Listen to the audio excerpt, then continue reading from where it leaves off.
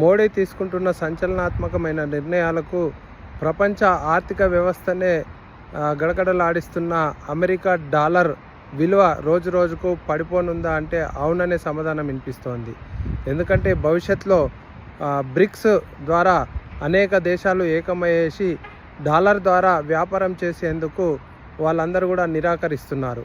ఇప్పటికే గత 2024లో జరిగిన బ్రిక్ సమావేశంలో అనేక దేశాలు 36 దేశాలు ఏకమయ్యేసి ఈ యొక్క నిర్ణయాన్ని తీసుకోవడం జరిగింది. ఇప్పుడు రాబోయే రోజుల్లో 2025లో జరగబోయే సమ్మిట్లో సుమారుగా 50 దేశాల వరకు ఏకం కానున్నట్లు మనకు తెలుస్తూ ఉన్నది. ఎందుకంటే ఇప్పటికే పాకిస్తాన్తో జరిగిన యుద్ధంలో భారత్ అగ్రగామిగా నిలవడంతో అన్ని దేశాలన్నీ కూడా భారత్ వైపే మొగ్గు చూపుతూ ఉన్నాయి.